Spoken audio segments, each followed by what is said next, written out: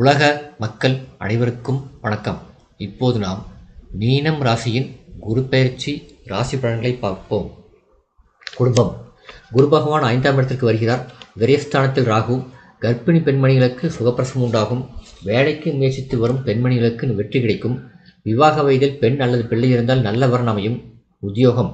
உத்தியோகத்துறையினருக்கு வேலை சுமையும் பொறுப்புகளும் அதிகரிக்கும்.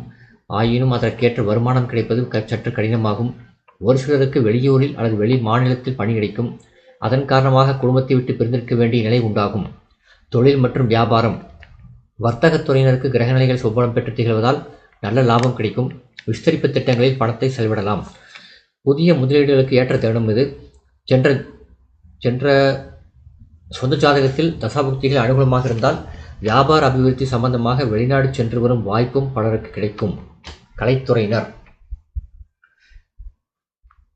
நல்ல வாய்ப்புகள் உங்களுடைய வருமானத்தை உயர்த்தும். மக்களிடையே செல்வாக்கு உயரும். ஒரு சிலருக்கு வெளிநாடு சென்று அங்கு நிகழும் கலை நிகழ்ச்சிகளில் பங்கேற்கும் வாய்ப்பும் கிடைக்கும். அதன் காரணமாக வருமானமும் உயரும். அரசியல் துறையினர். கிரக நிலைகளின்படி இக்காலகட்டம் முழுவதும் அரசியல் சூழ்நிலை குழப்பமாகவே இருந்து வரும். மாணவியர். வித்யாக்காரகரான புதன் சுபபலம் பெற்றிருப்பதால் படிப்பில் நல்ல முன்னேற்றம் ஏற்படும். பாடங்களில் கவனம் செலுத்த முடியும்.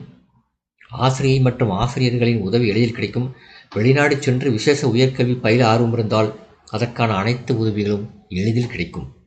விவசாயத்துறையினர். விவசாயத்துறையினருக்கு லாபகரமான காலகட்டம் இது. வயலை பார்த்தாலே இந்த உண்மை தெரிய வரும். செழித்து வளரும் நெற்கதிர்கள் மனதை குளிர வைக்கும். நவீன விவசாய வசதிகள் எளிதில் கிடைக்கும். பெண்மணிகள்.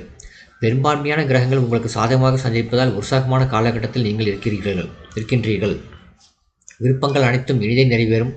மேற்கல்வி பயில வேண்டும் என்ற ஆர்வம் இருந்தால் பெண்மணிகளுக்கு நல்ல கல்லூரிகளில் இடம் கிடைக்கும். படித்து முடித்த பெண்மணிகளுக்கு நல்ல நிறுவனத்தில் வேலைக்கு உத்தரவு வரும். தற்காலிக பணியில் உள்ள பெண்மணிகளுக்கு பணி நிரந்தரமாகும். பரிகாரம். சனி மற்றும் வியாழக்கிழமைகளில் காகத்துக்கு உணவு வைப்பது நல்ல பரிகாரமாகும். இந்த வீடியோ உங்களுக்கு பிடிச்சிருந்தா லைக் பண்ணுங்கள், ஷேர் பண்ணுங்கள், சப்ஸ்கிரைப் பண்ணுங்கள். நன்றி.